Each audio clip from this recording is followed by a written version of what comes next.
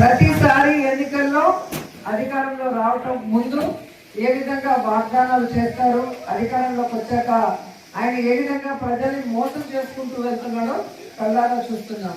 అందుకే ఈరోజు recalling Chandrababu manifesto అనే కార్యక్రమాన్ని జగన్మోహన్ రెడ్డి గారు ప్రారంభించారు. సో ఈ కార్యక్రమాన్ని ఇచ్చేసిన వైఎస్ఆర్సీ కుటుంబ సభ్యులకి, ప్రజాప్రతినిధులకి, పాత్రికేయులకి నా హృదయపూర్వక నమస్కారాలు. ఈరోజు ఈ కార్యక్రమం మనం ఎందుకు చేస్తున్నామంటే, గతంలో జగన్మోహన్ రెడ్డి గారు ఒక మేనిఫెస్టో ఇచ్చినప్పుడు అది ప్రతి ఆఫీస్ లోనూ, ప్రతి ఎమ్మెల్యే దగ్గర, ప్రతి మండల ఆఫీస్ లో కూడా ఎవరు వచ్చినా ఏం చెప్పాము మనం, అది చేశామా లేదా అనేది ప్రతిరోజు చూసుకొని చేయని వాటిని చేస్తూ ముందుకు వెళ్ళే కార్యక్రమం మనం చేశాం. కానీ జగన్మోహన్ రెడ్డి గారు ఇచ్చే ప్రతి ఒక్కటి ఇస్తూ, అది కాకుండా అడిషనల్ గా సూపర్ 6 ఇస్తాను, మేనిఫెస్టోలో ఉన్న 143 ఐటమ్స్ చేస్తానని చెప్పిన చంద్రబాబు నాయుడు మళ్ళీ ఎప్పటిలాగే ఆ మేనిఫెస్టోని డస్ట్బిన్ లో పెట్టేసి దాని గురించి పట్టించుకోకుండా అన్ని చేసేస్తాను, చేయలేదని ఎవరైనా మాట్లాడితే వారికి నాలిక మందమని సిగ్గు లేకుండా ఒక సీఎం స్థాయి వ్యక్తి అబద్ధాలు చెప్పడం మీరు గమనించారు.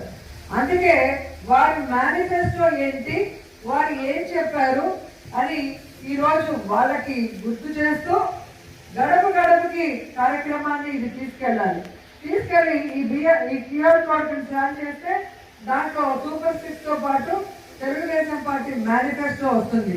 ఈ మేనిఫెస్టోలో చంద్రబాబు నాయుడు, పవన్ కళ్యాణ్ ఇద్దరు సంతకాలు పెట్టారు. ఇది చేయడానికి కుదరదు, అంత డబ్బు లేదు, ప్రజల్ని మోసం చేయడం ఇష్టం లేక ఆ రోజు బీజేపీ వాళ్ళు దీనికి దూరంగా ఉన్నారు. మీరు గమనించారు కదా, ఆ రోజు మేనిఫెస్టోని టచ్ చేయకుండా దూరంగా నిల్చున్నారు. ఓన్లీ పవన్ కళ్యాణ్ అండ్ చంద్రబాబు నాయుడు గారి ఫోటోలతో వెనక బ్యానర్లు, అలాగే ఉమ్మడి మేనిఫెస్టోలో ఇద్దరి సంతకాలు. ఇప్పుడు సంతకం పెట్టి మోసం చేస్తే ఏమంటారు? చీటర్ అంటారు. చీటింగ్ కేసు పెట్టాలి, 420 కేసు. మరి చంద్రబాబు నాయుడు మీద, పవన్ కళ్యాణ్ మీద ఈ 420 కేసు పెట్టాలా వద్దా? ఖచ్చితంగా పెట్టారు కదా.